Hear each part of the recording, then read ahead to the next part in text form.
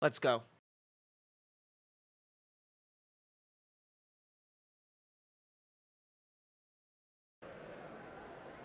As you guys know, we covered yesterday, Bernie Sanders is not present. A lot of Congress has remained apart from this, frankly, ghoulish event.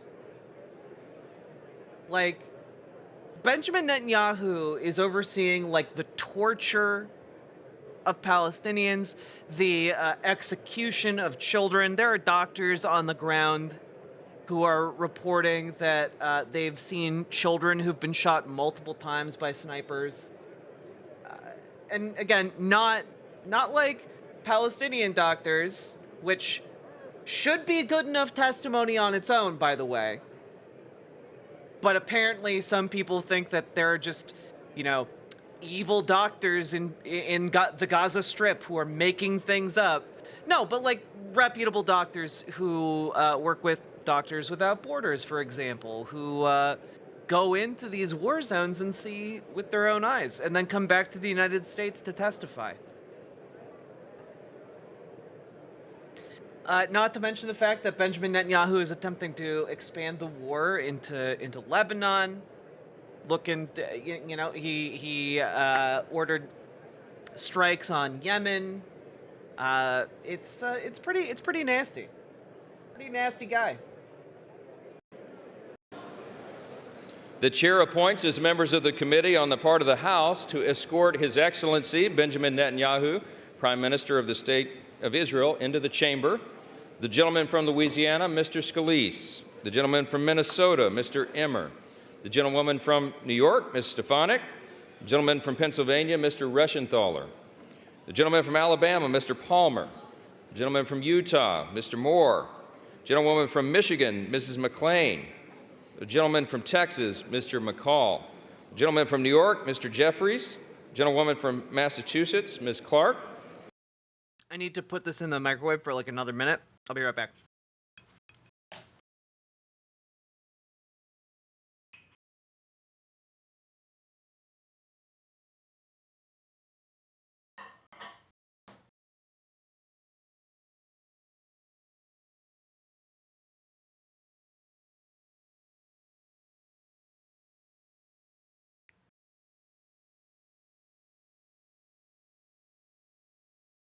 The gentleman from California, Mr. Aguilar.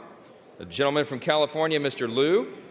The gentlewoman from Florida, Ms. Wasserman Schultz. The gentleman from California, Mr. Sherman. Gentleman from Illinois, Mr. Schneider. And the gentleman from New Jersey, Mr. Gottheimer. The acting president pro temp of the Senate, at the direction of that body, appoints the following senators as members of the committee on the part of the Senate to escort His Excellency Benjamin Netanyahu, Prime Minister of Israel, into the House chamber. I gotta say, like, it's kind of disgusting how American politicians kowtow to, like, royalty, man. Like, our entire premise as a nation is antithetical to monarchy and like titles and like honorifics. I don't know. It's just weird. All right, my food should be ready. The senator from West Virginia, Mr. Manchin. The senator from Arizona, Ms. Sinema. The senator from Pennsylvania, Mr. Fetterman. The senator from Kentucky, Mr. McConnell. The senator from South Dakota, Mr. Thune. The senator from Wyoming, Mr. Barrasso. The senator from West Virginia, Mrs. Capito. The senator from Iowa, Ms. Ernst. The senator from Montana, Mr. Daines. The senator from Iowa, Mr. Grassley. The senator from Idaho, Mr. Risch. All members of the Escort Committee will exit the chamber through the lobby doors. Guess all that AIPAC money really buys a lot of influence, huh? Can get you right into Congress.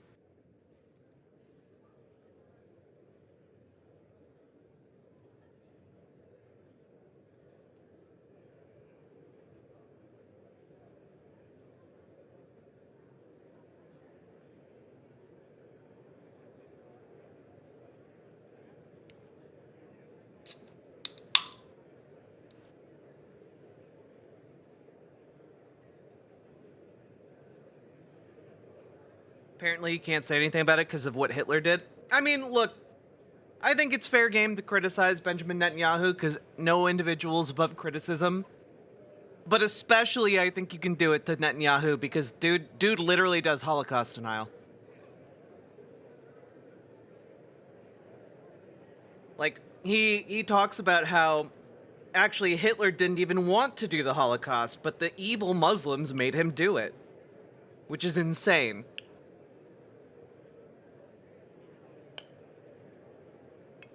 Should you play elevator music? You know what? Good point.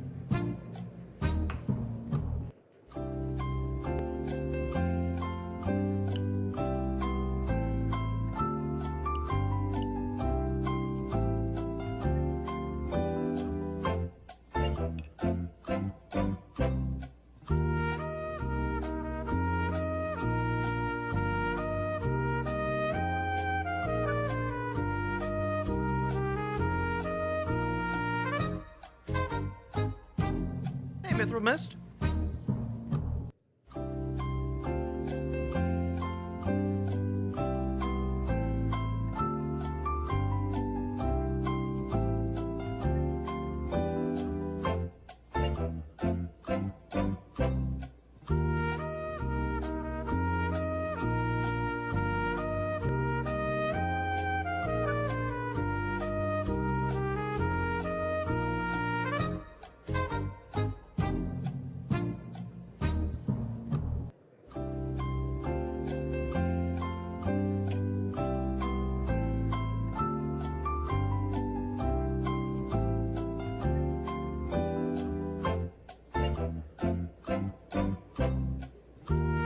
Morning.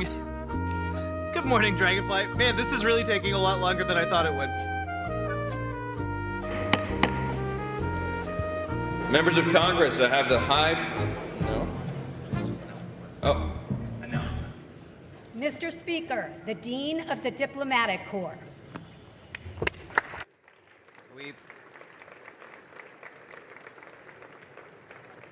It's not time for him yet? Okay.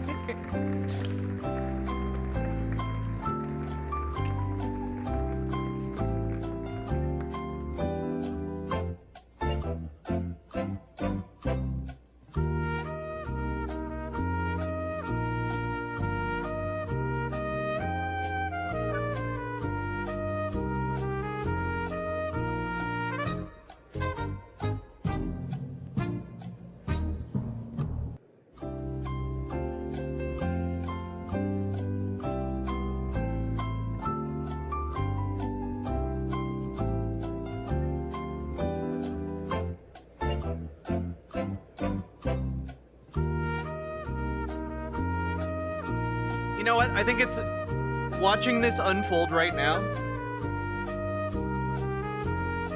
It's even better that Kamala Harris is not here for this. I'd be absolutely disgusted.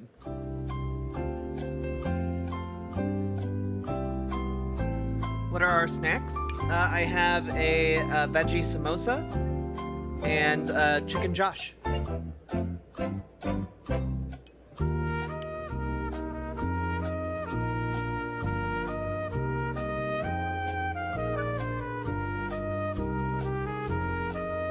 Yeah, I mean, you can see on the right side of the room, there's like a huge gap in the chamber, and that's where like all the progressives bowed out.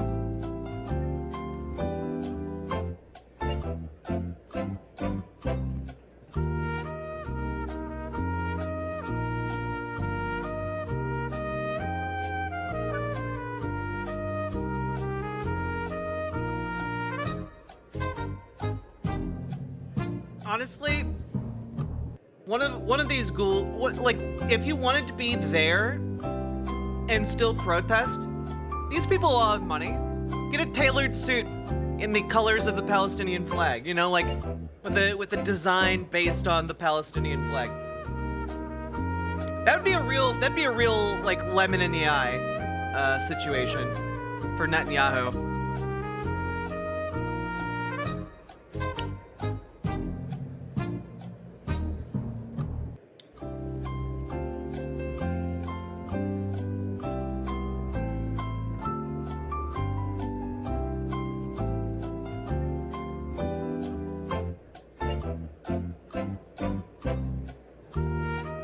Without a watermelon pattern, you could incorporate it. Like the lining could be like watermelon.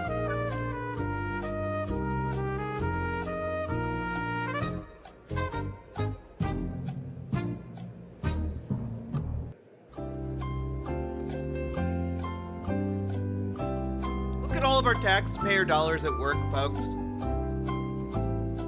Instead of doing anything constructive, they're just waiting on a genocidal asshole who tried to make himself a dictator like a year ago.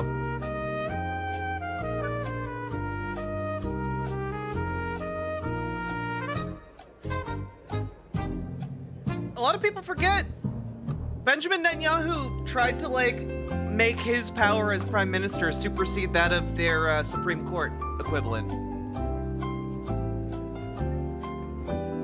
Like, he tried to make himself a dictator. The only thing that saved him from going to jail is like the attack by Hamas. That's it. How's he different from Vladimir Putin?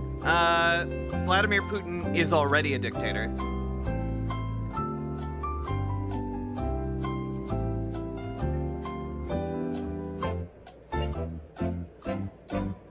Have we seen this? Rashida Tlaib. Joining me in the chamber today is Hani.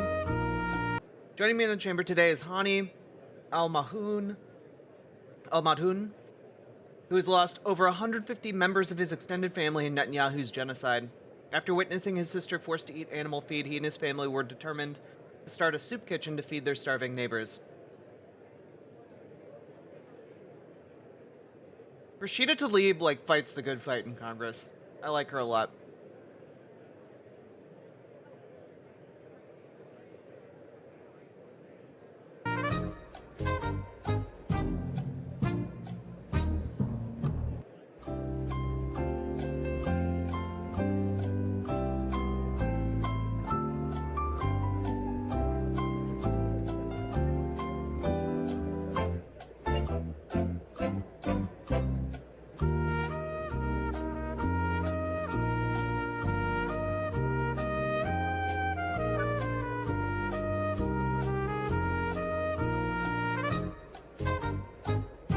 Okay. Seriously, how far out are we? I thought we were really close. There he goes.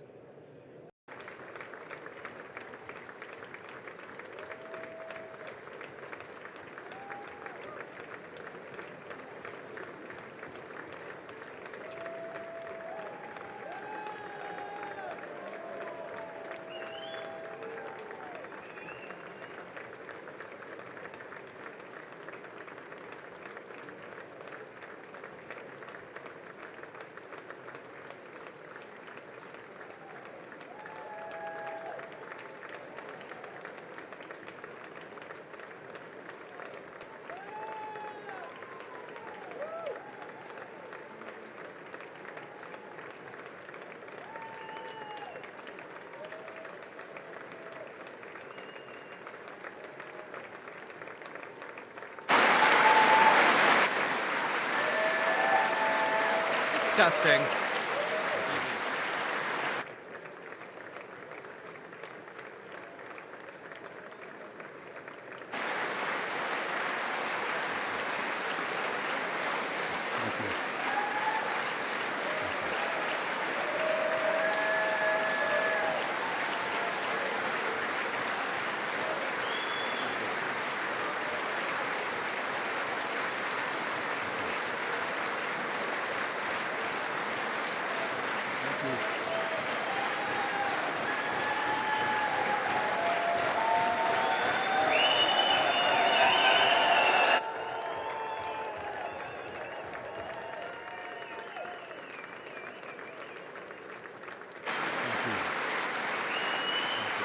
Man, fuck the Democrats. This is a nice reminder.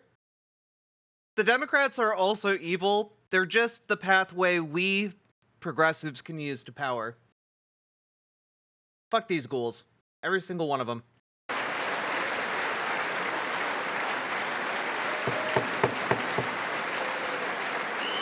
Yay! He tried to become a dictator and subvert democracy and killed tens Members of of thousands Congress, of children. Yay! I now have the high privilege and distinct honor of presenting to you His Excellency Benjamin Netanyahu, Prime Minister of Israel. Thank you.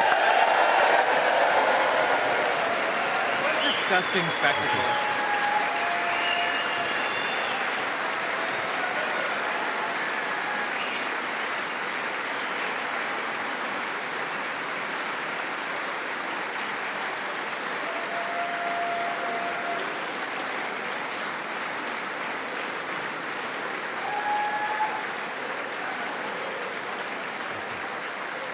Thank you.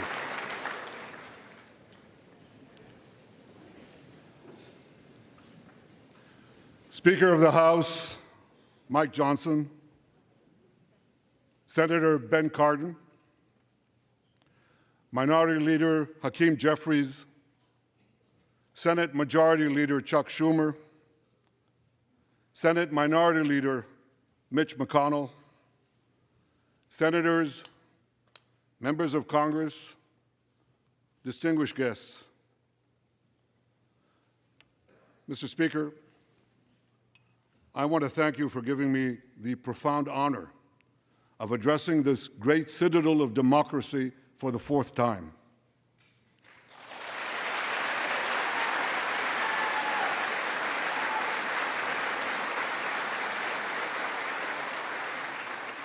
We meet today at a crossroads of history.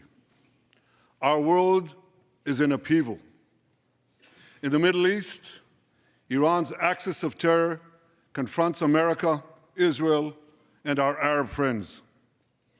This is not a clash of civilizations. It's a clash between barbarism and civilization.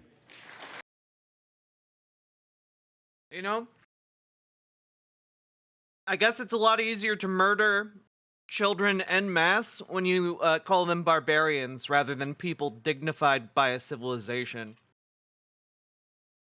The dehumanization has already started. We're like 2 seconds into the speech.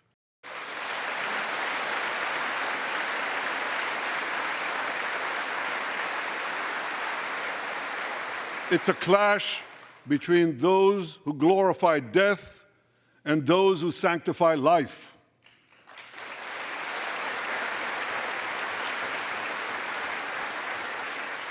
For the forces of civilization to triumph, America and Israel must stand together.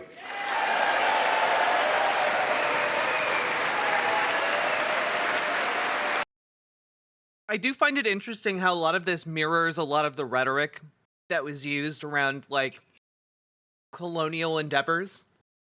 Which I know people have pointed that out before, that, like, Israel is a settler colonial project, but, like, this is how European leaders talked about the scramble for Africa. They talked about it in terms of, like, settling the wilderness. Bringing civilization to the savages. Lifting them up with the enlightenment of civilization, science, and technology. Ignore the fact that we're, brutalizing the people and have, killed 90% of the population and, also, chop off people's hands in, concentration camps. Ignore that part. We're bringing them civilization. We're the enlightened ones. It's the same rhetoric, being met with the same applause. People literally thought colonial projects were charities.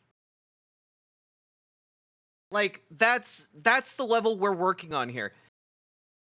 I'm convinced, because I've seen a lot of rhetoric from folks of the Zionist persuasion. They think they are improving the lives of Palestinians, you know, by doing an ethnic cleansing and such.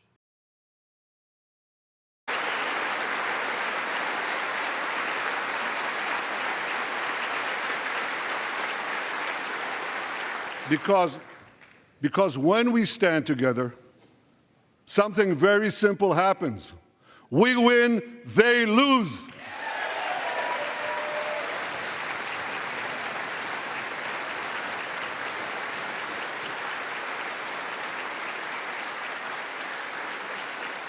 And my friends, I came to assure you today of one thing: we will win.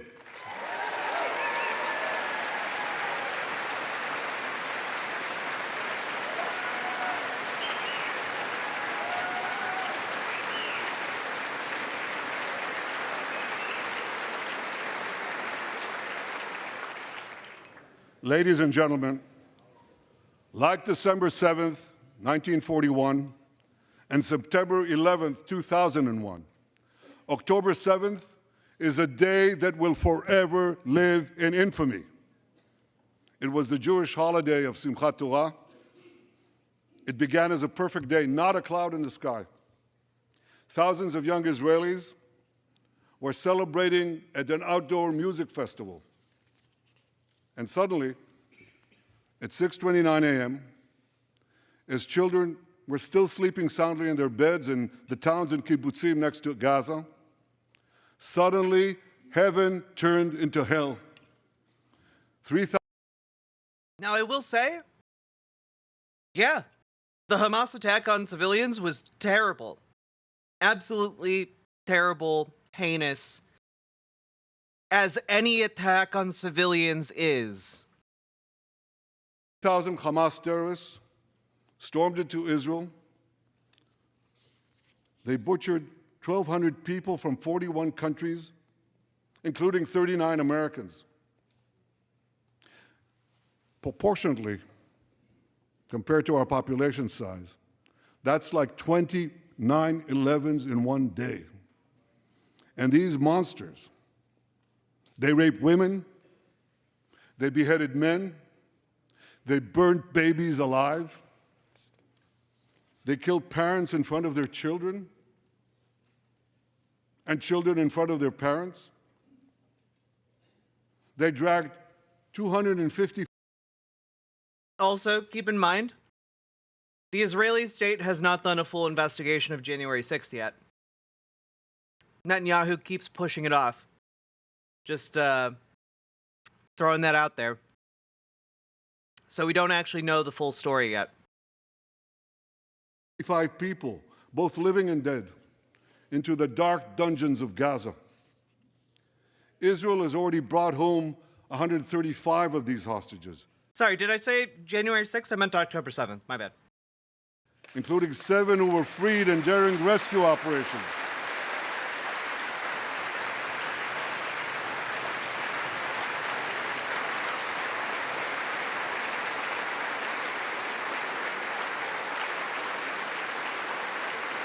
Cut me some slack. I'm very sleepy.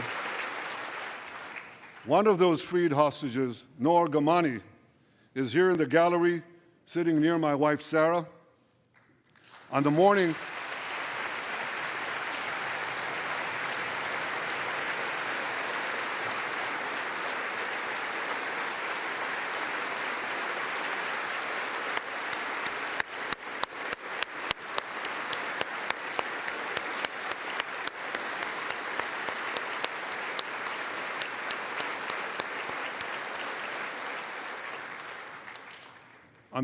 of October 7th, the entire world saw Noah's look of desperation. You know, the story of how inhumanely the hostages were treated might ring a little bit more sincere if Israel's prisons weren't, holding Palestinians without charge indefinitely, and weren't like torture camps. We have reports from like almost every mainstream news organization in the United States about the rampant use of torture, including sexual torture, on Palestinian prisoners. As she was violently abducted to Gaza on the back of a motorcycle. I met Noah's mother, Leora, a few months ago. She was dying of cancer. She said to me, "Oh, that's really interesting. You met with that hostage family." Benjamin Netanyahu's been busy dodging a lot of hostage families right now. You know, the ones who want the ceasefire immediately so that they can try and save their loved ones. It's nice that he had time to meet that one hostage family, I guess. I wonder if he set the police on her dying mother, too. Which is what he did to the hostage families that protested him. Prime Minister, I have one final wish. I wish to hug my daughter Noah one last time before I die. 2 months ago, Yeah, we covered Itamar Ben-Gvir's post praising the Israeli prison system for torturing Palestinians. Like, they're proud of the torture.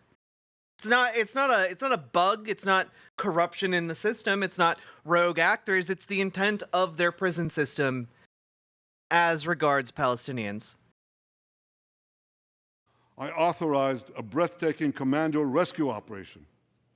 Our special forces, including a heroic officer named Arnon Zmora, who fell in this battle, rescued Noah and 3 other hostages.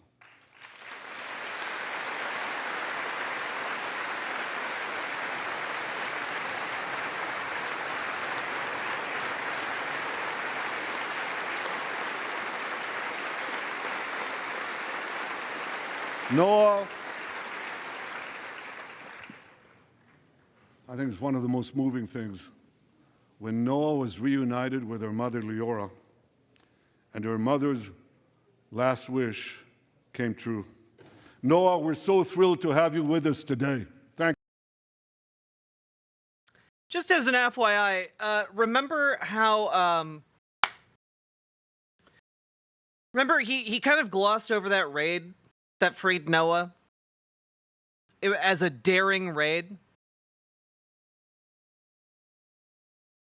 There were almost 1,000 casualties in that raid. 274 Palestinians died. 700 were wounded. And most of the casualties were suffered by civilians. I can't say all, but most of them certainly by civilians. And the majority of those civilians, children. Now, also worth noting is that in this raid where the IDF shot and wounded almost 1,000 people, the Gaza Health Ministry and Hamas claimed that 3 hostages were killed, including a U.S. citizen. So again, this raid killed almost half of the people it was trying to save.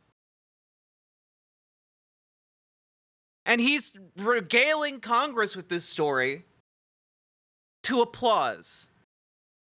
Not to mention the 270 other people who were killed or the 700 who were wounded.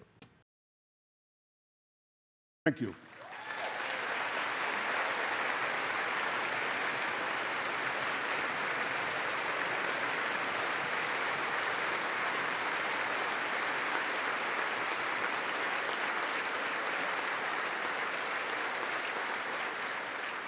Many hostage families are also OS Crane, unfortunately, you'll have to be more specific because there are too many incidents like that. here with us today, including Eliyahu Bibas. Eliyahu Bibas is the grandfather of those two beautiful red-headed boys, the Bibas boys, toddlers. And they were taken hostage with their mother and Eliyahu's son. The entire family was taken hostage. Two beautiful red-haired children taken hostage. What monsters. And with us also is Iris Chaim, whose son, Yotam, bravely escaped Hamas captivity with two other Israelis, and tragically they were killed making their way back to our lines. That's a really vague way of describing their death. Were they tragically killed by the IDF? Is he talking about the two hostages who were trying to surrender to the IDF? Waving a white flag only to be shot by the IDF? We have with us also I the wonder. families of American hostages. They're here.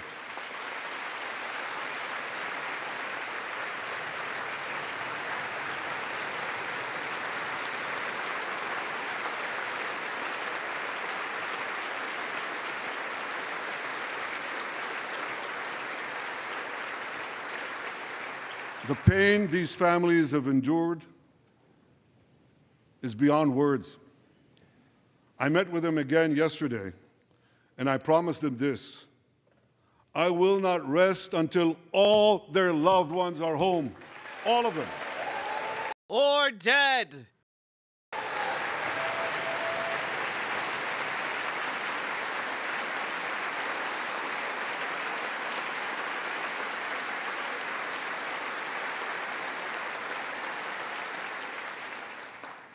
As we speak,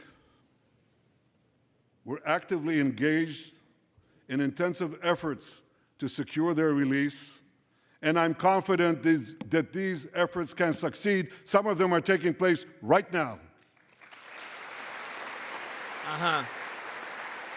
Yeah, just as an FYI, again, like, all of his negotiations are poisoned by the fact that he's not accepting any terms other than, like, unilateral, like, destruction of Hamas and, like, no ceasefire at all. So, like, I don't know, like, what are you actually negotiating here?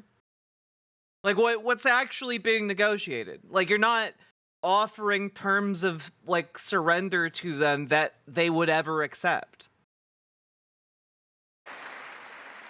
I want to thank President Biden for his tireless efforts on behalf of the hostages and for his efforts to the hostage families as well.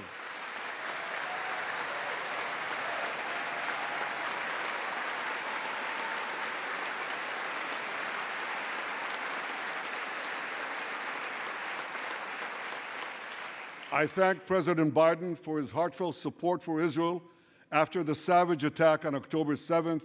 He rightly called Hamas sheer evil. He dispatched 2 aircraft carriers to the Middle East to deter a wider war.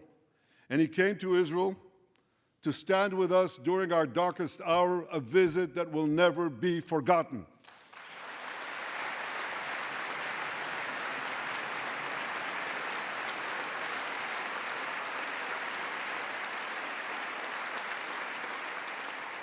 President Biden and I have known each other for over 40 years. I want to thank him for half a century of friendship to Israel and for being, as he says, a proud Zionist. Actually, he says a proud Irish-American Zionist. I'm really glad that Kamala Harris appears to be breaking hard with Joe Biden on this issue.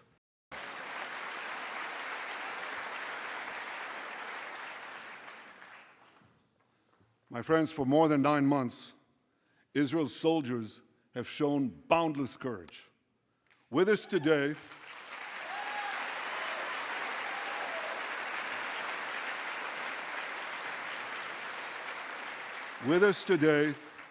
is Lieutenant Avichai Reuven.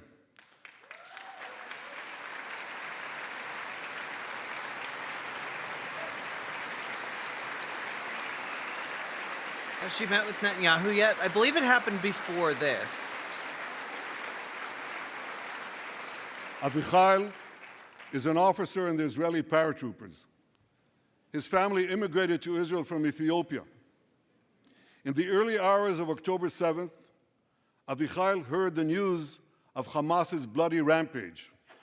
He put on his uniform, grabbed his rifle, but he didn't have a car. So he ran 8 miles to the front lines of Gaza to defend his people.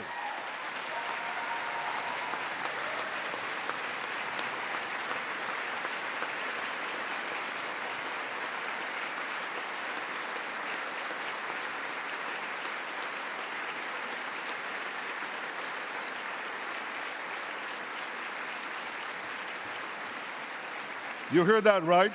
He ran Just as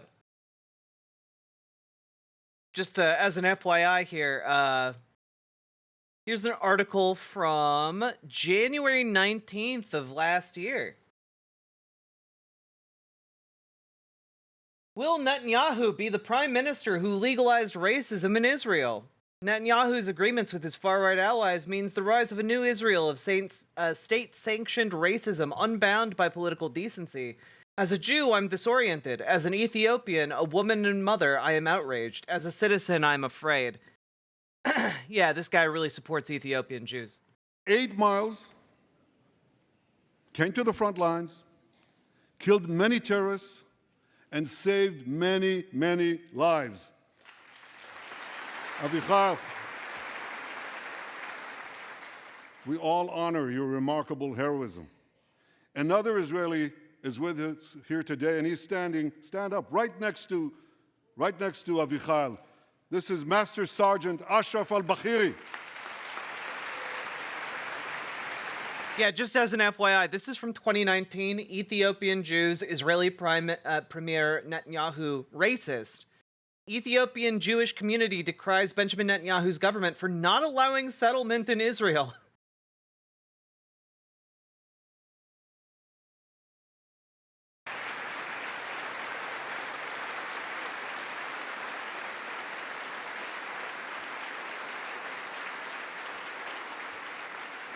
Ashraf is a Bedouin soldier from the Israeli Muslim community of Raat. On October 7th, Ashraf too killed many terrorists. First, he defended his comrades in the military base, and he then rushed to defend the neighboring communities, including the devastated community of Kibbutz Be'eri. Like Ashraf,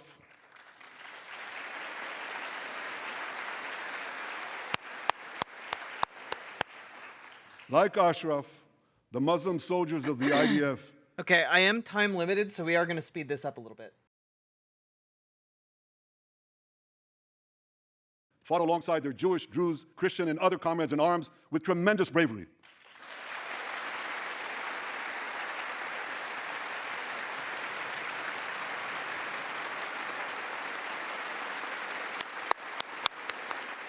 They really don't want to be there? A third hero, I mean, they look Lieutenant uncomfortable, Asa yeah. Sofer, is also here with us.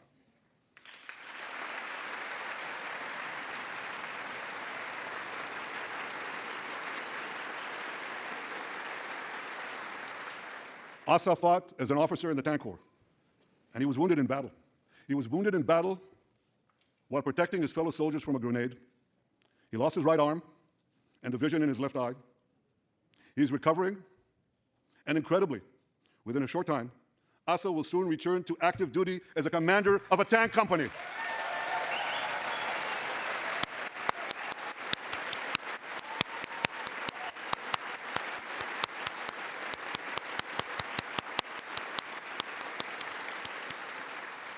I just learned there is a fourth hero here, Lieutenant Jonathan Ben Hamel, who lost a leg in Gaza and continued to fight.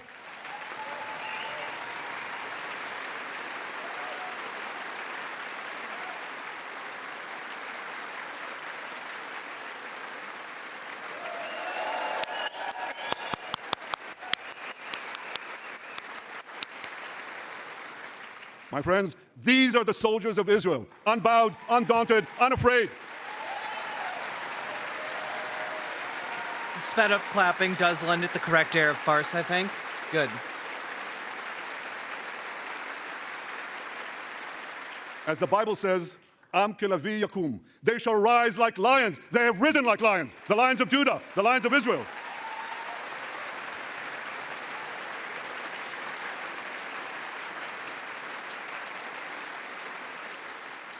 Ladies and gentlemen, the men and women of the IDF come from every corner of Israeli society, every ethnicity, every color, every creed, left and right, religious and secular. All are imbued with the indomitable spirit of the Maccabees, the legendary Jewish warriors of antiquity. With us today is Yechiel Leiter, the father of one of those Maccabees. Yechiel's father escaped the Holocaust and found refuge in America. As a young man, Yechiel moved to Israel and raised a family of 8 children. He named his eldest son, Moshe, after his late father. Moshe became an exemplary officer in one of our elite commando units. He served with distinction for 2 decades while raising 6 beautiful children of his own. On October 7th, Moshe volunteered to return to combat. 4 weeks later, he was killed when a booby-trapped mine exploded in a tunnel shaft right next to a mosque. At his son's funeral, Yechiel said this: "If the state of Israel had not been established after the Holocaust, the image engraved in our collective memory would have been the photograph of that helpless Jewish boy in the Warsaw Ghetto holding his hands up in the air with Nazi rifles pointed at him. But because of the birth of Israel," Yechiel continued, "because of the courage of soldiers like my son Moshe, the Jewish people are no longer helpless in the face of our enemies."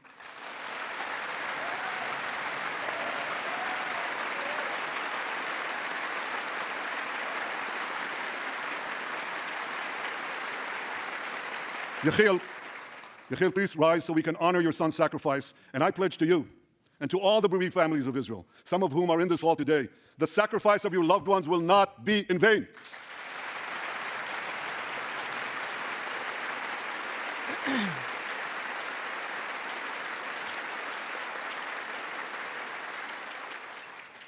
It will not be in vain because for Israel, never again must never be an empty promise. It must always remain a sacred vow. And after October, Yeah, but you got you get the state of Israel gets a pass if they do it to someone else. Never again. But only for us. Only for our state. October 7th, never again is now.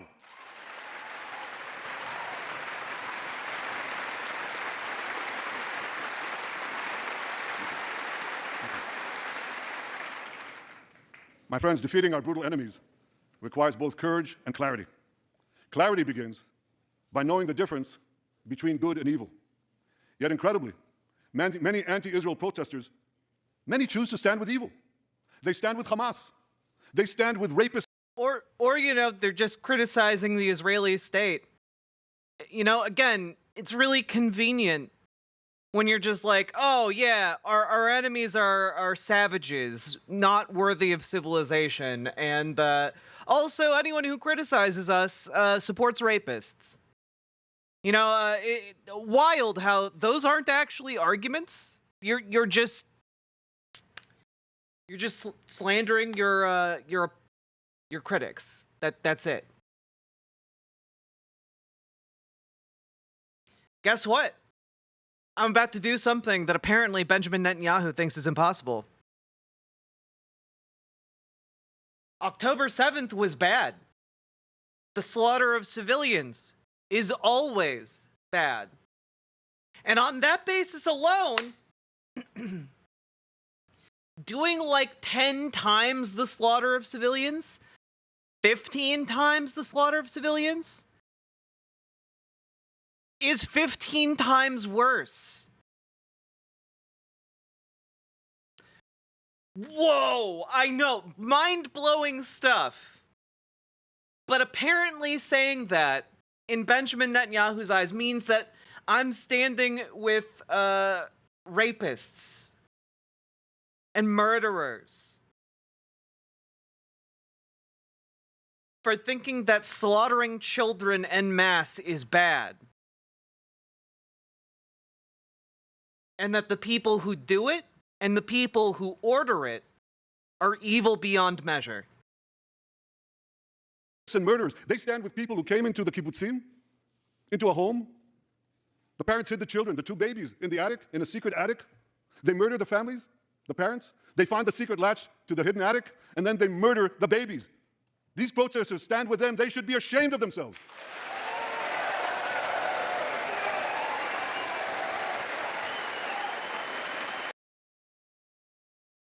There are very few days where Congress has been as disgusting as today.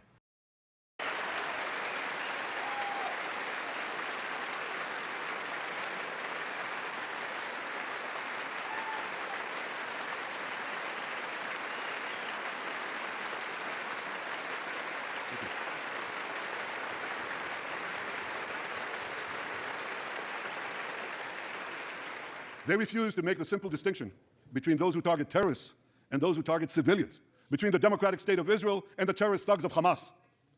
We recently learned from the National Security Director, U.S. Director of National Intelligence, that Iran is funding and promoting anti-Israel protests in America. They want to disrupt America. So these protesters burn American flags even on the 4th of July. And I wish to salute the fraternity brothers at the University of North Carolina who protected the American flag, protected the American. Oh my God, are you seriously going down on the frat bros who held up the American flag because, like, people put up the Palestinian flag? Are you kidding me? Jesus. Didn't know this guy could fit that many dicks in his mouth at one time. Flag against these anti-Israel protesters.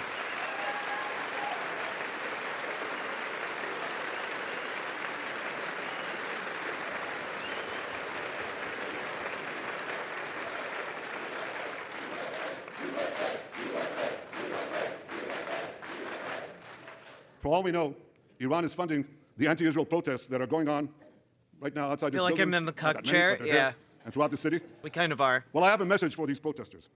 When the tyrants of Tehran, who hang gays from cranes and murder women for not covering their hair, are praising, promoting, and funding you, you have officially become Iran's useful idiots. Yes, he believes that Iran is funding and or supporting and spreading anti-Israel critique. Only possible way you can criticize Israel is apparently if Iran gives you money. Some of these protesters, and it's amazing, absolutely amazing, some of these protesters hold up signs proclaiming gays for Gaza. They might as well hold up signs saying chickens for KFC.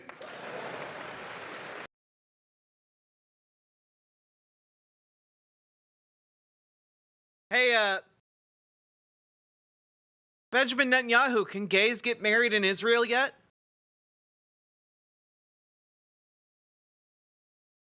Just quick question on that one. Can gay people get married in Israel?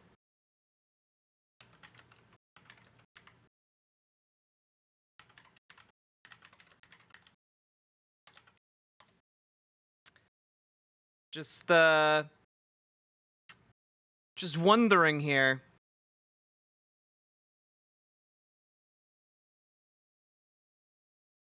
Can gay people get married in Israel? No, they can't, actually. If you want to get gay married and you live in Israel, you have to travel abroad to get married. And only then will the state recognize your marriage.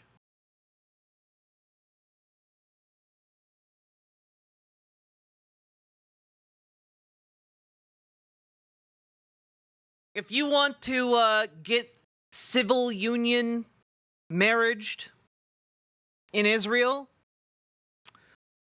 oops, you can't do that domestically. Oops.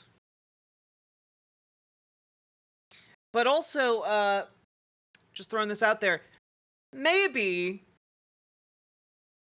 if you gave the Palestinians statehood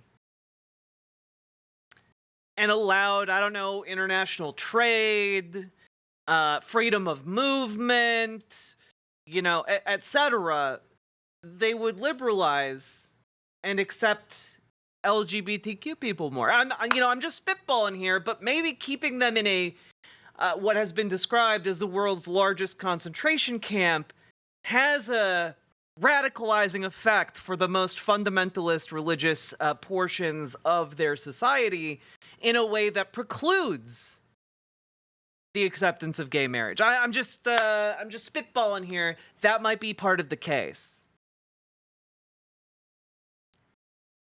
Yeah, Benjamin Netanyahu cares so much about queer people that he refuses to let them get married in Israel.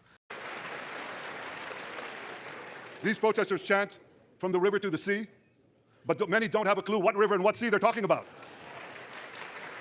They not only get an F in geography, they get an F in history. They call Israel a colonialist state. Don't they know that the land of Israel is where Abraham, Isaac, and Jacob prayed, where Isaiah and Jeremiah preached, and where David... Yeah. And then a whole lot of other stuff happened over the course of like hundreds, if not thousands of years. I'm sorry. Arguments like this, I don't know, should the Native Americans rise up and push all people with European ancestry out of the United States? I don't know. Some people might say yes, but I don't think that that's necessarily a good thing. I don't think an ethnic cleansing is a good thing ever. Actually, I don't think that. I don't think that an ethnic cleansing today solves the problems of the past.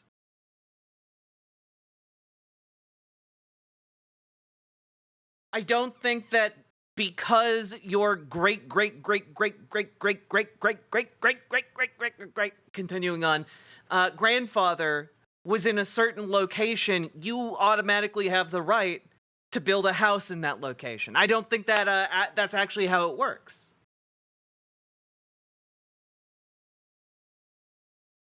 You know, my grandparents lived, my great-grandparents lived a bit further north in Minnesota. Should I be able to go to where they lived and just build a house there and shoot anyone who says anything about it? I don't think so. I don't think that would be respected by police in the United States. I'm just throwing out there that that's just for my great-grandparents. I think the claim gets a bit weaker when you have more greats on there, actually. David and Solomon ruled.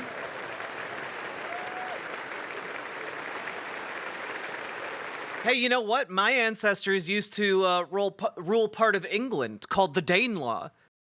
Do I get to go to England and claim the old borders of the Danelaw as my own? I claim for myself the sovereignty over the ancient Danelaw. According to the traditions of my ancestors, I will duel the King of England.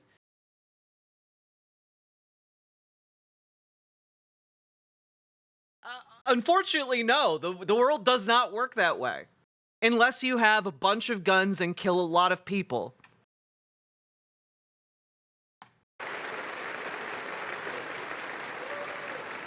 For nearly 4,000 years, the land of Israel has been the homeland of the Jewish people. It's always been our home. It will always be our home.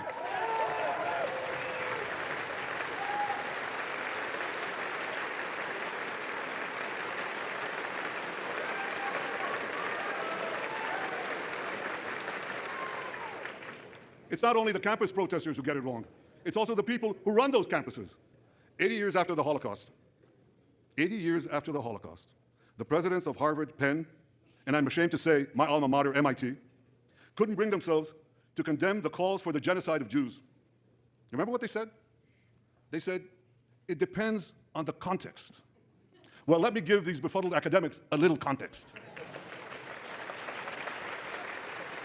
Antisemitism is the world's oldest hatred. For centuries, the massacre of Jews was always preceded by wild accusations. We were accused of everything from poisoning wells, to spreading plagues, to using the blood of slaughtered children to bake Passover matzahs. These preposterous anti-Semitic lies led to persecution, mass murder, and ultimately to history's worst genocide, the Holocaust. Now, just as malicious lies were leveled for centuries at the Jewish people, malicious lies are now being leveled at the Jewish state. No, don't applaud. Listen. Yeah, you know what? I think this guy needs to hear a little something about falling out of a coconut tree and the context of all in which he lives and what came before. The outrageous slanders that paint Israel as racist and genocidal are meant to delegitimize Israel, to demonize the Jewish state, and to demonize Jews everywhere. And no wonder Wow, it's so cool how he conflates Jewish people and the Israeli state. What an incredibly racist concept, conflating your ethnicity and religion with your state. Just as an FYI, there are a lot of Jewish people who don't live in Israel, man. Like, stop this conflation. It's dangerous. And I would even go so far as to say it's evil. It's an ethno-nationalism, and for whatever reason, people are just, yo, it's okay. It's okay if Israel's ethno-nationalist. Why? Why, motherfucker? Tell me why. All right? Like,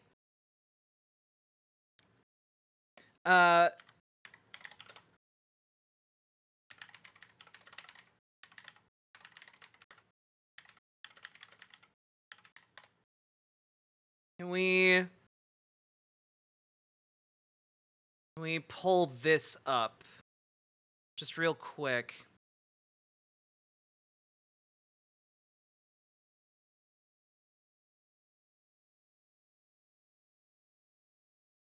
I need to find an article. Specifically an article from like the 1930s.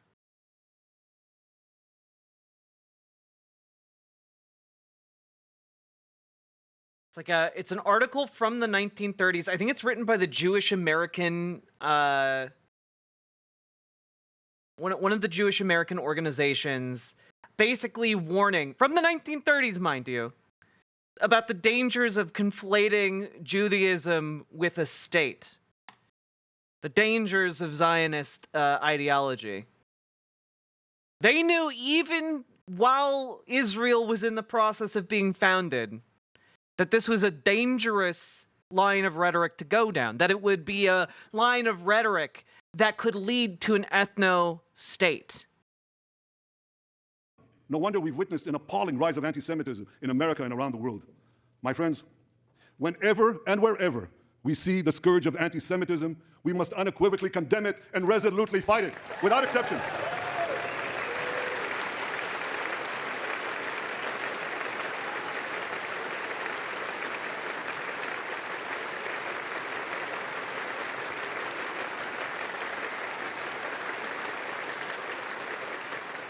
And don't be fooled when the blood libels against the Jewish state come from people who wear fancy silk robes and speak in lofty tones about law and justice. Here's a case in point.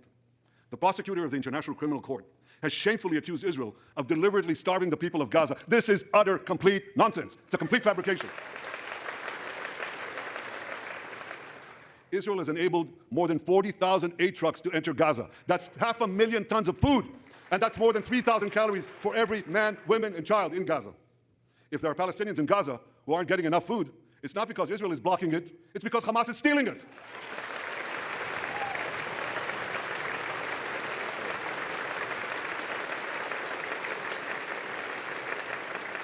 So much for that lie, but here's another.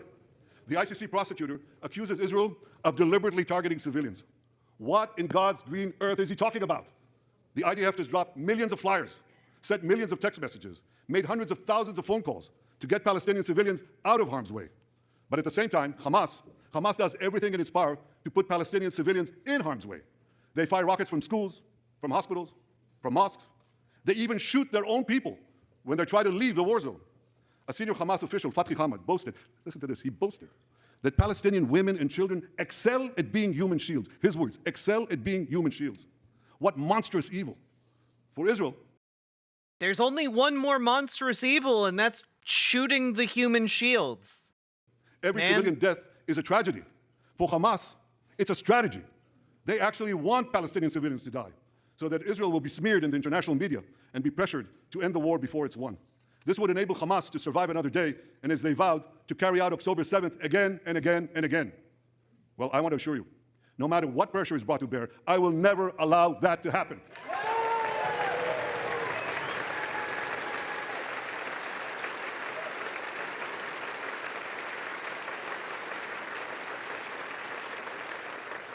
The vast majority of Americans have not fallen for this Hamas propaganda. They continue to support Israel.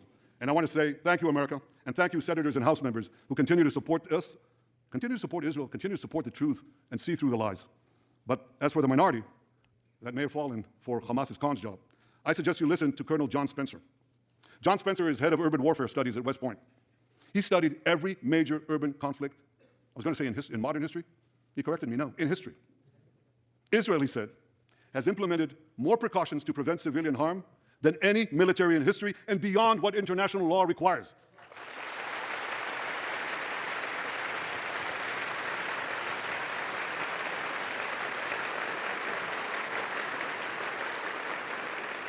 That's why, despite all the lies you've heard, the war in Gaza has one of the lowest ratios of combatants to non-combatants casualties in the history of urban warfare. And you want to know where it's lowest in Gaza? It's lowest in Rafah. In Rafah. Remember what so many people said? If Israel goes into Rafah, there'll be thousands, maybe even tens of thousands of civilians killed. Well, last week, I went into Rafah. I visited our troops as they finished fighting Hamas's remaining terrorist battalions. I asked the commander there, how many terrorists did you take out in Rafah? He gave me an exact number, 1,203. I asked him, how many civilians were killed? He said, Prime Minister, practically none, with the exception of a single incident where shrapnel from a bomb hit a Hamas weapons depot and unintentionally killed 24 people. The answer is practically none. You want to know why? Because Israel got the civilians out of harm's way, something people said we could never do, but we did it.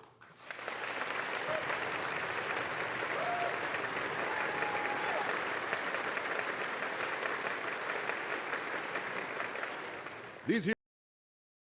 Just as an FYI, I'm going to read to you guys an article published in the New York Times in 1919. Okay? This article is titled Protest to Wilson Against Zionist State.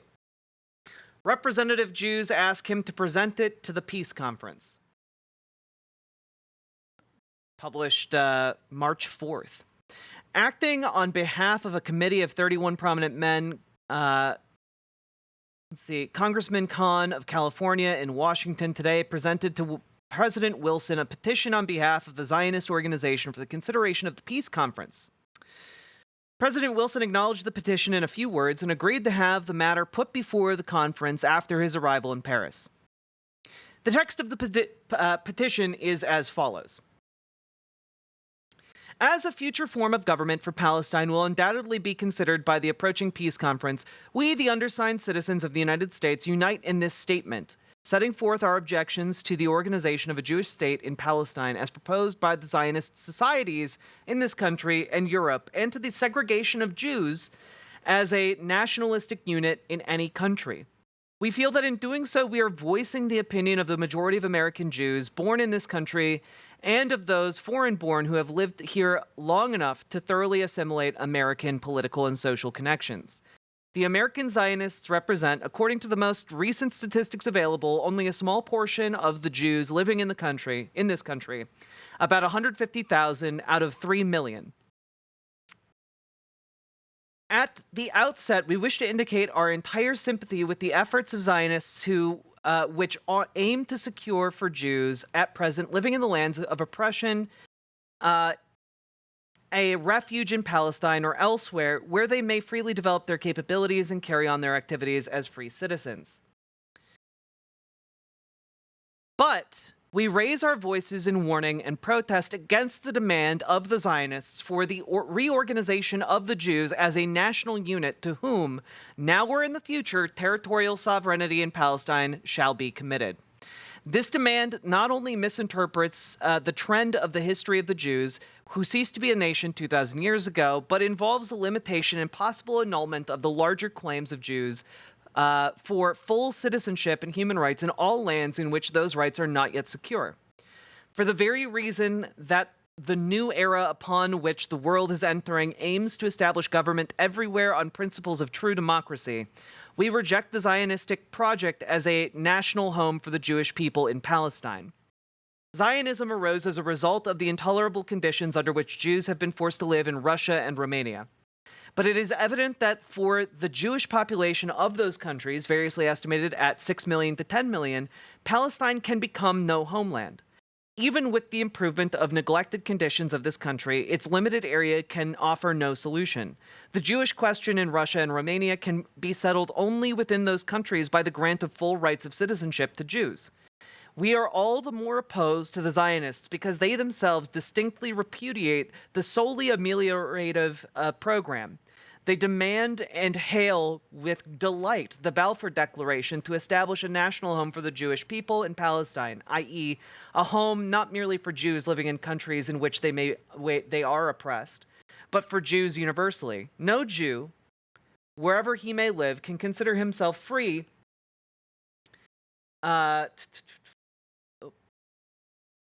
sorry, lost my spot.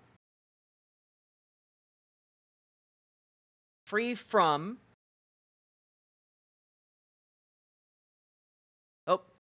this then jumps to a new section of the article.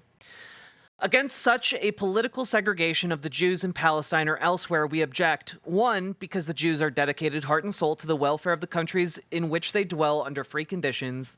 All Jews repudiate every suspicion of a double allegiance, but to our minds it is necessarily implied in and cannot by any logic be eliminated from the establishment of a sovereign state for the Jews in Palestine. By the large part taken by them in the Great War, the Jews have once and for all shattered the base aspersions of the anti-Semites, which charged them with being aliens in every land, incapable of true patriotism, and prompted only by sinister and self-seeking motives. Moreover, it is safe to assume that the overwhelming bulk of the Jews in America, England, France, Italy, Holland, Switzerland, and the other lands of freedom have no thought whatsoever of surrendering their citizenship in these lands in order to resort to a Jewish homeland in Palestine. As a rule, those who favor such a restoration advocate it not for themselves, but for others. Those who act thus and yet insist on their patriotic attachment to the countries of which they are citizens are self-deceived by their profession of Zionism.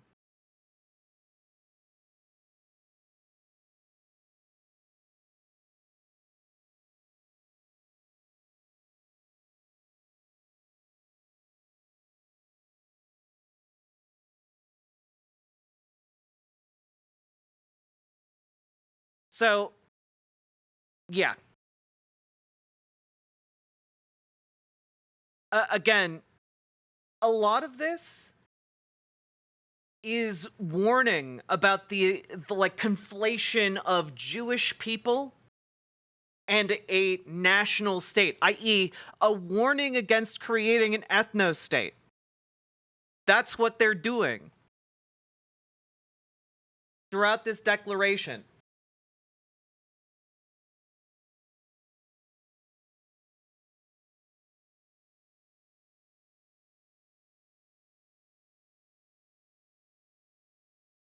And there's a section of this letter titled, Contrary to Democratic Ideals.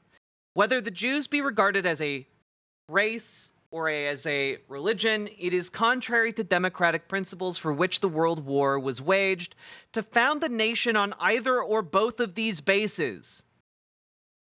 America, England, France, Italy, Switzerland, and all of the most advanced nations of the world are composed of representatives of many races and religions. Their glory lies in the freedom of conscience and worship, in the liberty of thought and custom which binds the followers of many faiths and varied civilizations in the common bonds of political union. A Jewish state involves fundamental limitations as to race and religion, else the term Jewish means nothing. To unite church and state in any form as under the old Jewish hierarchy would be a leap backward of 2,000 years. And I think, guys, this is an accurate summation of the issue at hand. Written in 1919 by the majority Jewish organizations of the United States.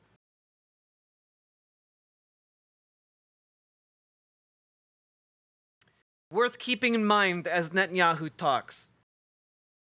Heroes here today, the heroic soldiers of Israel, should not be condemned for how they're conducting the war in Gaza. They should be commended for it.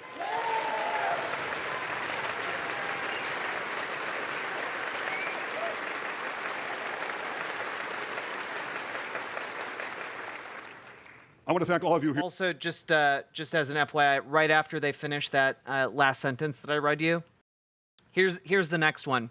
The rights of other creeds and races will be respected under Jewish dominance is the assurance of Zionism, but the keynotes of democracy are neither condescension nor tolerance, but justice and equality. And I feel like this is this is being articulated in front of us from a voice from 1919, telling us what the key, like, friction is here. Here today who forcefully opposed the false accusations of the ICC and stood up for the truth. These lies are not only libelous, they're downright dangerous. The ICC is trying to shackle Israel's hands and prevent us from defending ourselves. And if Israel's hands are tied, America is next. And I'll tell you what else is next. The ability of all democracies to fight terrorism will be imperiled. That's what's on the line. So let me assure you, the hands of the Jewish state will never be shackled. Israel will always defend itself.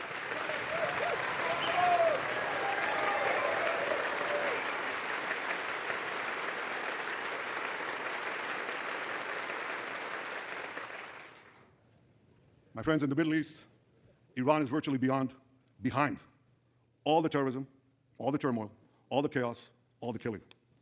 And that should come as no surprise. When he founded the Islamic Republic, Ayatollah Khomeini pledged, "We will export our revolution to the entire world." We will export the Islamic revolution to the entire world. Now ask yourself, which country ultimately stands in the way of Iran's maniacal plans to impose radical Islam on the world? And the answer is clear. It's America, the guardian of Western civilization and the world's greatest power.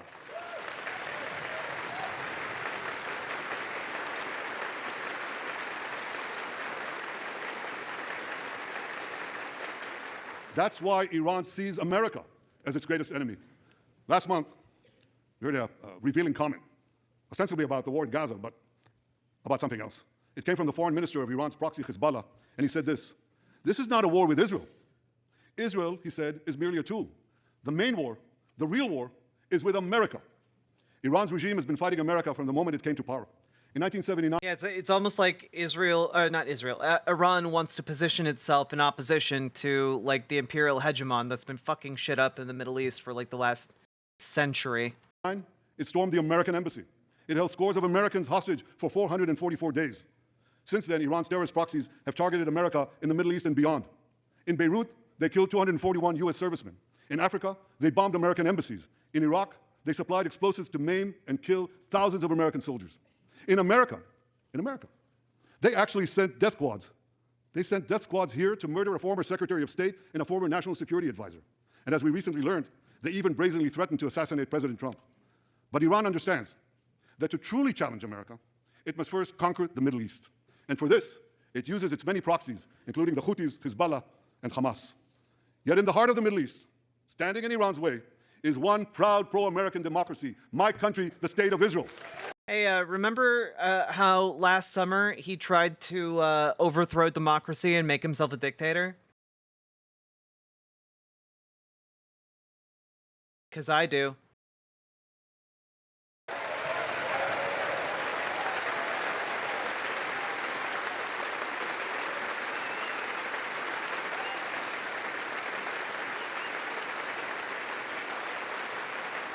That's why... I mean, guys, just wait until you learn about why Iran is the way it is right now. Just wait.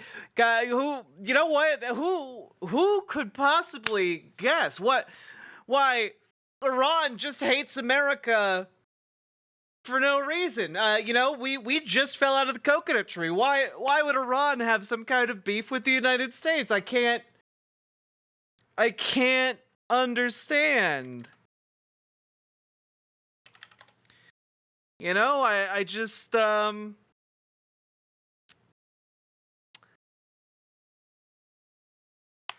don't know. Did something happen in 1953? I'm just you know, yeah, you know what? I think in 1953 something Hamas must have happened in Iran. Yeah. Yeah, why do they hate us? You know what? I have no idea, but maybe if someone were to read a web page called CIA Activities in Iran, there might be some small indications of what happened. Just might have something to do with some little CIA adventures. Anyway, Right. That's why the mobs in Tehran chant death to Israel before they chant death to America. For Iran, Israel is first, America is next. yeah, who put the fundamentalists in power in Iran, I wonder?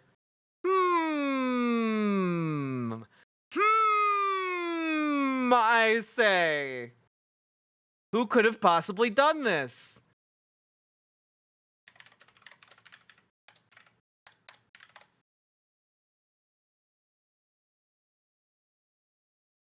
Look, all I'm saying, guys, we're all just looking for the guy who did this, okay? We're all just looking for the guy who did this. So when Israel fights Hamas, we're fighting Iran. When we fight Hezbollah, we're fighting Iran. When we fight the Houthis, we're fighting Iran. And when we fight Iran, we're fighting the most radical and murderous enemy of the United States of America. And one more thing. When Israel acts to prevent Iran from developing nuclear weapons that could destroy Israel and threaten every American city, every city that you come from. Yeah, you know what really would have helped prevent Iran from getting nuclear weapons? Some kind of elaborate diplomatic deal that, swore them under international scrutiny to not develop nuclear weapons. I'm just spitballing here. That might have helped a lot. We're not only protecting ourselves, we're protecting you.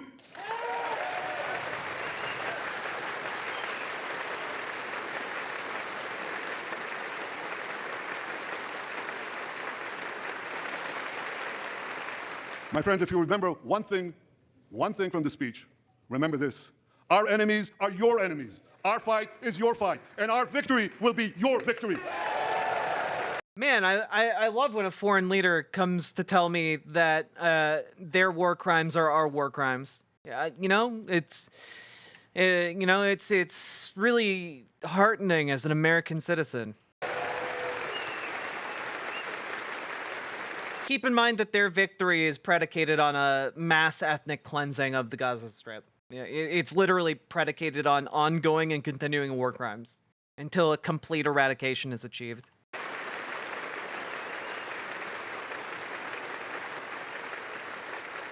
He sounds like a dictator. The guy who tried to overthrow democracy a year ago? No way. Israel's defeat of Hamas will be a powerful blow to Iran's axis of terror. Another part of that axis, Hezbollah, attacked Israel on October 8th, the day after the Hamas attack. It has launched thousands of missiles and drones against us. Yeah, tell us how you're going to expand the war. In northern Israel evacuated their homes, becoming effectively refugees in their own land. We are committed to returning them home. We prefer to achieve this diplomatically. But let me be clear. Israel will do whatever it must do to restore security to our northern border and return our people safely to their homes. And to prevent me from going to prison.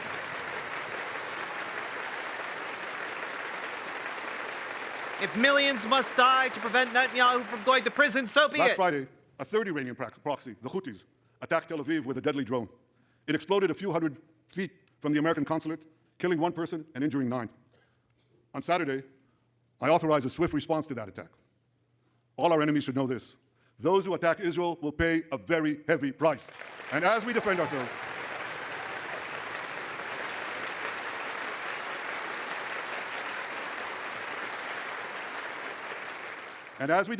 on all fronts, I know that America has our back.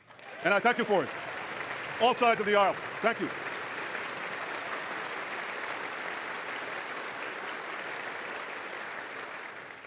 My friends, for decades, America has provided Israel with generous military assistance. And a grateful Israel has provided America with critical intelligence that saved many lives. We've jointly developed some of the most sophisticated weapons on earth. I choose my words carefully. We've jointly developed some of the most sophisticated weapons on earth that help protect both our countries. And we also help keep American boots, we help keep Americans' boots off the ground while protecting our shared interests in the Middle East.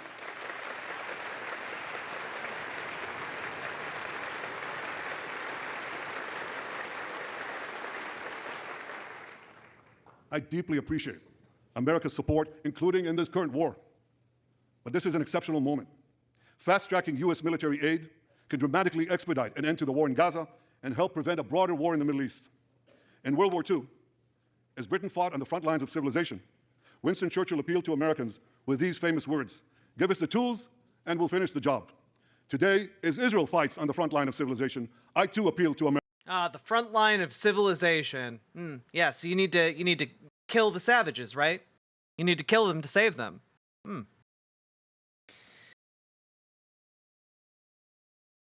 First, last, you're making an awful lot of assumptions about things that I've never advocated for. That's crazy. It's almost like when people hear criticism of Israel, they just can't handle and engage with the actual points being made. It's wild. America. Give us the tools faster, and we'll finish the job faster. If you demonstrate yourself capable of actually interacting with any of the ideas I've put forward here, you're more than welcome to talk. But criticize Israel, then okay, they're an apartheid state. They're an apartheid state engaged in an ethnic cleansing campaign of the Gaza Strip, and I think that's pretty apparent, and I think that's bad. I think Benjamin Netanyahu has attempted to seize dictatorial power for himself by trying to make the prime minister's powers supersede those of the Supreme Court equivalent in Israel. He did so last summer to record-breaking protests across all of Israel. And I think that listening to a wannabe dictator in Congress is disgusting. Wow, that's exactly what Hamas is saying. Well, Hamas is also disgusting and kills children and civilians, and I condemn them for that. If Hamas drinks water, am I not to drink water? That's crazy. So engage with my points. Here.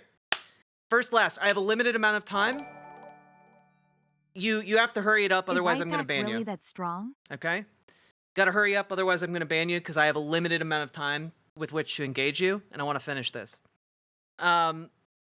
So let's start with the first point. Israel's an apartheid state. Your counter-argument. Let's see what you were saying on October 8th. Yeah, I condemned the Hamas attacks. Super easy. But engage with my first point. Israel's an apartheid state. This is according to Israeli organizations within Israel that also call Israel an apartheid state. My source for that is B'Tselem, the leading human rights organization of Israel. They have an entire report on it. Counter-argument. I will give you approximately 1 minute to give any kind of counter-argument.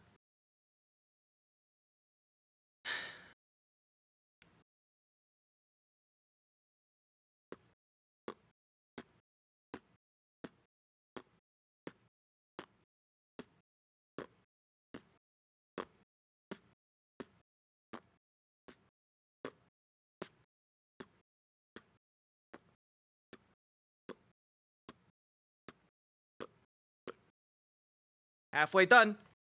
Tick, tock, motherfucker. Tick, tock, tick, tock.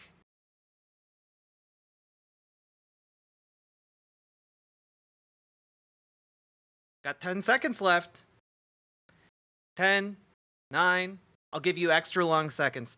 8, 7, 6, 5, 4, 3, 2, 1. Oh man, what a compelling counter-argument that consists of exactly nothing. Wow, incredible. Who could have foreseen this? Amazing stuff. Wow. A true intellectual titan steps into the arena to engage with exactly 0 of my ideas. Wow. I love this incredible back and forth we've had. Thank you for wasting everybody's time. There we go. Zionists are brain dead. They can't make arguments because what they argue for is an ethno-state. A creation that is inherently anti-democratic, that stands against everything that we value in a democracy. It's disgusting when any group of people creates something like that and enforces something like that.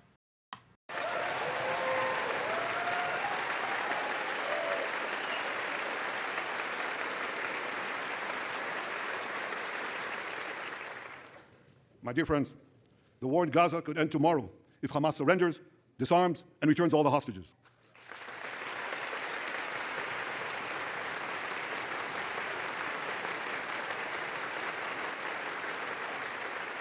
But if they don't, Israel will fight until we destroy Hamas's military capabilities, end its rule in Gaza, and bring all our hostages home.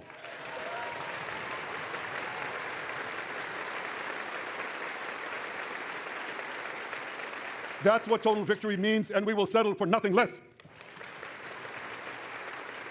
The day after we defeat Hamas, a new Gaza can emerge. My vision for that day is of a demilitarized and de-radicalized Gaza. Israel does not seek to resettle Gaza, but for the foreseeable future, we must retain overriding security control there to prevent. We don't look. We're not going to build settlements in Gaza, guys. We're just going to militarily occupy the entire thing for an indefinite time period. Yeah. Anyway, hey, Benjamin Netanyahu, don't leading members of your current political coalition currently attend Zionist land grab conferences that are talking openly about seizing land in Gaza, salivating at the opportunity? It's crazy. It's crazy how he just comes here and lies, man. The resurgence of terror to ensure that Gaza never again poses a threat to Israel.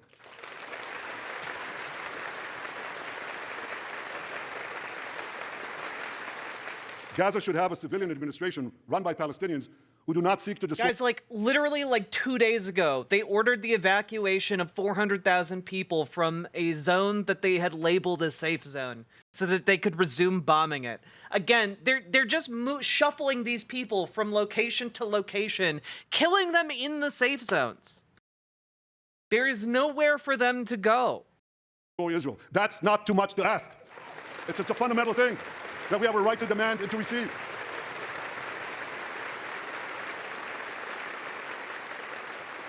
A new generation of Palestinians must no longer be taught to hate Jews, but rather to live in peace with us. Those twin words, demilitarization and de-radicalization, those two concepts were applied to Germany and Japan after World War II, and that led to decades of peace, prosperity, and security. Following our victory, with the help of regional partners, the demilitarization and de-radicalization of Gaza can also lead to a future of security, prosperity, and peace. That's my vision for Gaza.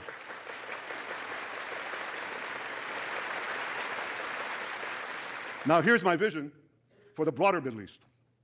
It's also shaped in part by what we saw in the aftermath of World War II. After that war, America forged a security alliance in Europe to counter the growing Soviet threat. Likewise, America and Israel today can forge a security alliance in the Middle East to counter the growing Iranian threat. All countries that are at peace with Israel and all those countries who will make peace with Israel should be invited to join this alliance. We saw a glimpse of that potential alliance on April 14th. Led by the United States, more than half a dozen nations worked alongside Israel to help neutralize hundreds of missiles and drones launched by Iran against us. Thank you, President Biden, for bringing that coalition together.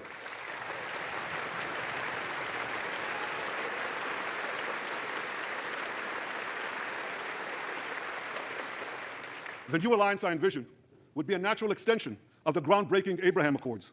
Those accords saw peace forged between Israel and 4 Arab countries, and they were supported by Republicans and Democrats alike. I have a name for this new alliance. I think we should call it the Abraham Alliance. I want to thank President Trump for his leadership in brokering the historic Abraham Accords.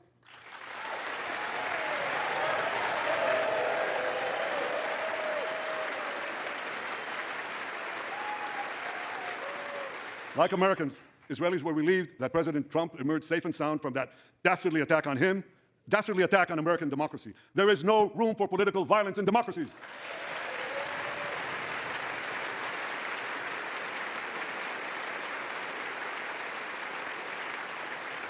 I also want to thank President Trump for all the things he did for Israel, from recognizing Israel's sovereignty over the Golan Heights, to confronting Iran's aggression, to recognizing Jerusalem as our capital and moving the American embassy there.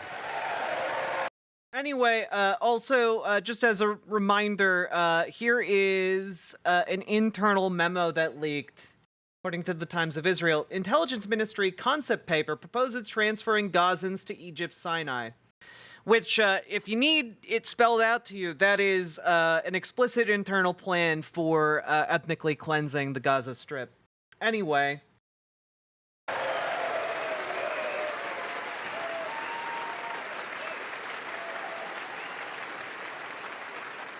That's Jerusalem, our eternal capital, never to be divided again.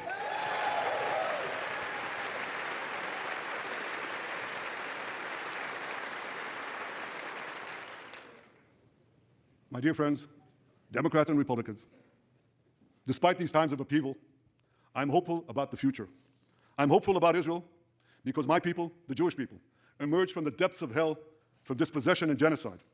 And against all odds, we restored. Or, hey, here's Israeli agricultural minister Avi Dichter in November of last year.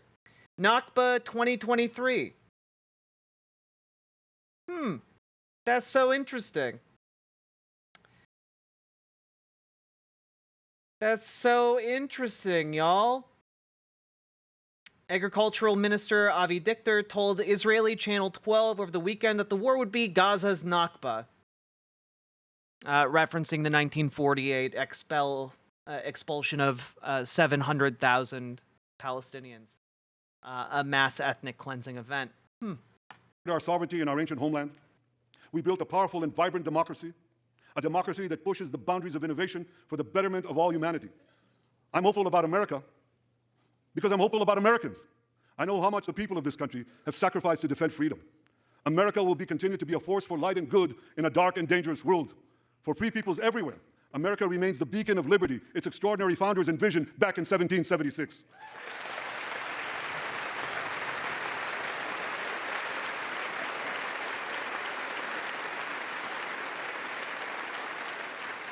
Working together, I'm confident that our two nations will vanquish the tyrants and terrorists who threaten us both.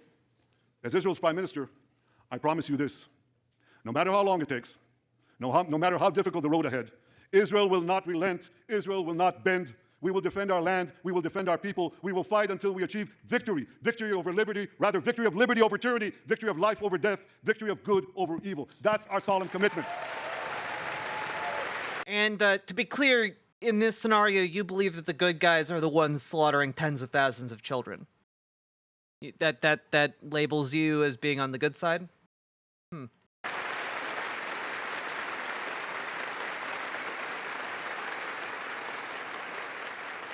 And we will continue to work with the United States and our Arab partners to transform a troubled region from a backwater of repression, poverty, and war into a thriving oasis of dignity, prosperity, and peace. In this noble mission, as in many others, Israel will always remain America's indispensable ally. Through thick and thin,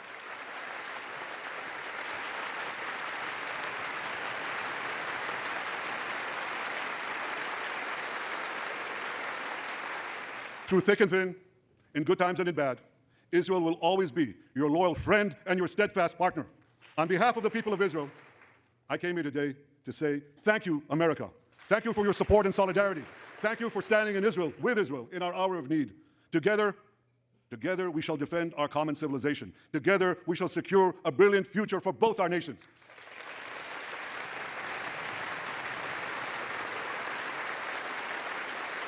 God.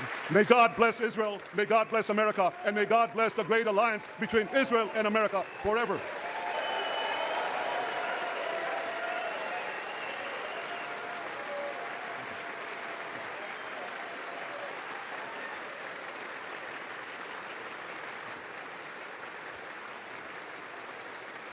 All right. I have to run, guys, but I want to just finish this by saying we covered a Times of Israel report, several months ago about an internal assessment that Netanyahu ordered. And that was essentially how Israel can diplomatically engage in an ethnic cleansing. How exactly can they get the nations of the world to accept refugees from Gaza? And the proposed plan was simply this: kill them. Kill enough of them until the nations of the world are able to accept, 10,000 here, a few thousand there. Basically crush them into bite-sized pieces of diaspora for the Western world to absorb. I can't find the article off the top of my head. I'll have to do some more digging off stream. But this is the kind of evil that we're dealing with here. So Netanyahu is disgusting, and we are absolutely aiding and abetting him at this point in time. They think they're going to get away with it. They are getting away with it. And seeing this just makes me, as the moments go by, more grateful that Kamala Harris appears to be positioning herself to have vastly different foreign policy, at least as far as this situation is concerned. I'm glad she did not preside over this. I'm glad she did not sit in on this. I'm glad that she apparently forcefully called for Netanyahu to come to terms of a ceasefire and laid the groundwork for playing a bit more hardball with this absolute ghoul whose only goal is to become a dictator, to put himself above and beyond the reach of the law, and to rebuild an ethno-state of blood and soil. And I think that it is only right and just to oppose such a project.